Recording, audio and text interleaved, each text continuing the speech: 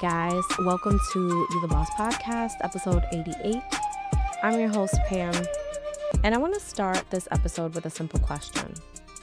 When was the last time that you said yes to something and then you immediately regretted it? Maybe it was agreeing to plans that, you were already exhausted, but you agreed to these plans. Maybe it was taking on extra work when you didn't have the capacity for it. Or maybe it was saying yes to avoid disappointing someone. And if you're being honest, you knew in the moment that you didn't want to do it. You knew that it was a no, that you wanted to say no, but you didn't. Today, we're going to talk about the power of saying no and how choosing alignment over people pleasing can completely change your life. I want to insert the disclaimer here that in the process of getting away from people pleasing, I'm not talking about the times in life where there are major things happening with the people that you love and you need to make a choice of being there for someone over your logistics, or you have to inconvenience yourself a little bit to be there for someone. I'm not talking about those times. I know a lot of new age therapy, or not therapy itself, but the interpretation of this kind of people pleasing and acknowledging, it turns into kind of not holding yourself accountable in your relationships and at work and things like that. And that's not what we're talking about. So just want to add that disclaimer in there out the gate. But we're going to start with the hidden cost of always saying yes. Let's get real for a second. Saying yes all the time, it doesn't make you kind. It doesn't make you more successful, and it doesn't make your life better. It definitely doesn't do that. What it does do is that it slowly drains you, because every time you say yes to something that doesn't align with you, that you really don't want to do, that you're just doing because you don't want to cause disappointment, you're saying no to something for yourself. You're keeping the outer peace and causing inner unrest. It's saying no to your time, your energy, to your peace. And over time, that turns into burnout. We did an episode, I believe, on burnout, or just talking about burnout and acknowledging it. And a lot of burnout and that resentment, it's because you're giving away your power. You're not letting your life be your own. And the shift here is saying no and realizing that saying no is not rejection, it's self-respect. The reason that no feels so hard is, for most of us, it comes down to a few things. We want to be liked. Normal. We're afraid of conflict. We're afraid of disappointing.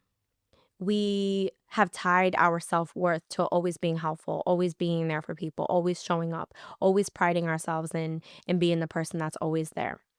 And a lot of us were raised to believe that saying yes makes us a good person. We might have watched our parents always be there for others, always show up for others, and kind of continuously pour out of themselves.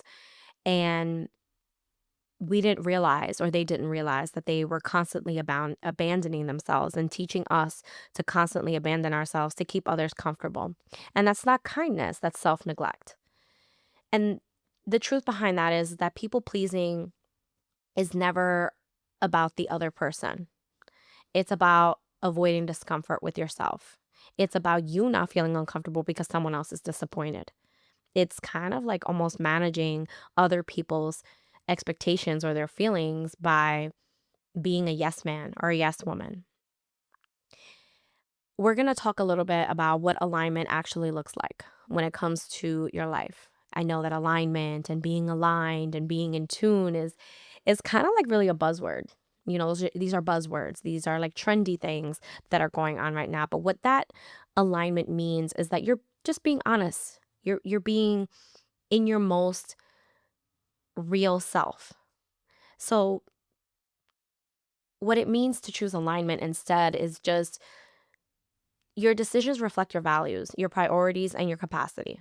You're okay with instead of asking, oh, are they going to be upset if I say no? You ask, do I really want to do this? Is this up to my capacity? Looking at the bigger picture instead of just looking at a few of the pixels.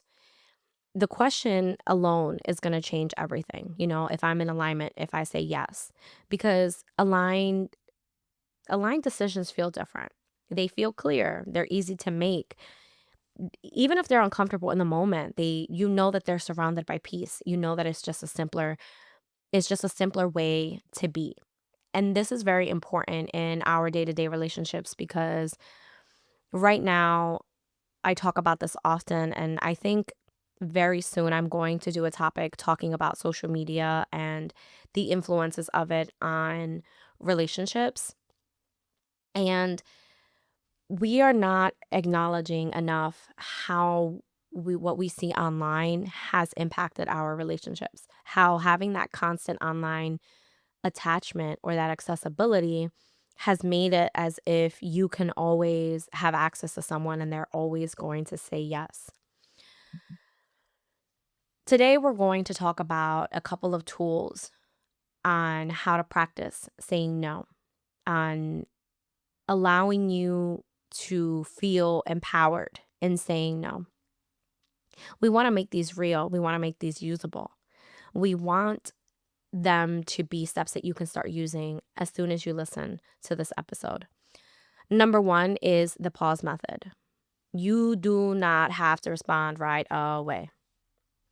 When you get a text, I know I am an offender of this.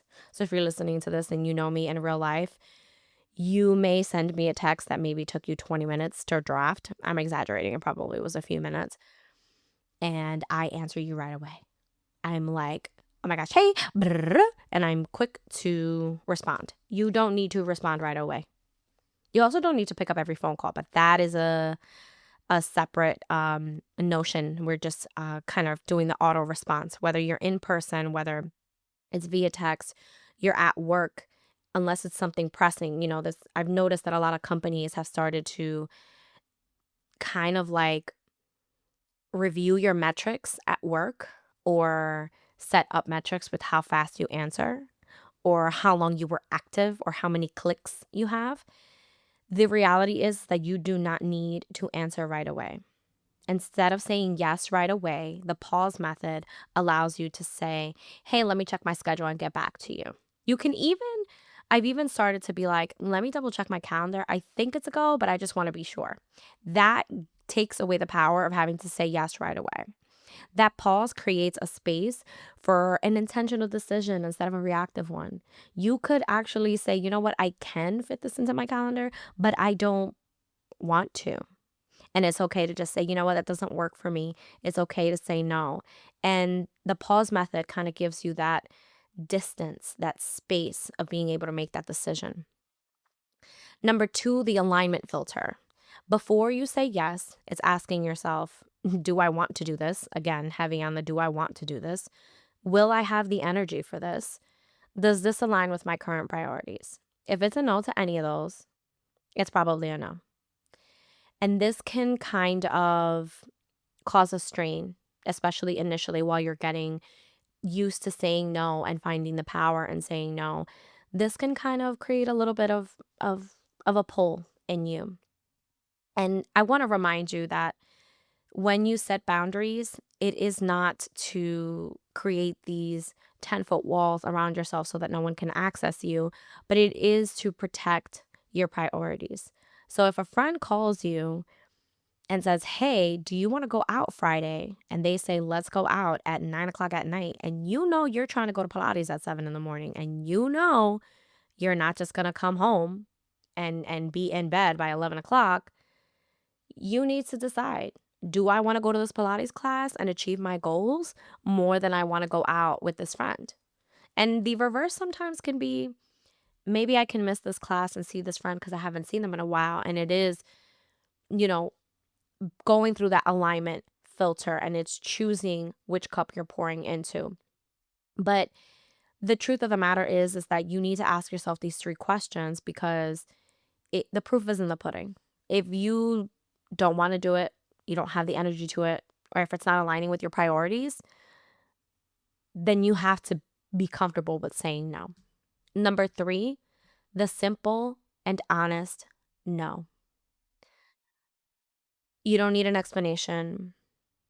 You don't need to, if someone invites you, someone says, "Hey, I'm hosting this birthday thing, XYZ," and you have something going on, whatever it is, instead of necessarily overextending yourself, causing yourself more stress that maybe isn't needed, maybe you can say, "You know what, I can't make it, but I can plan for this for something else."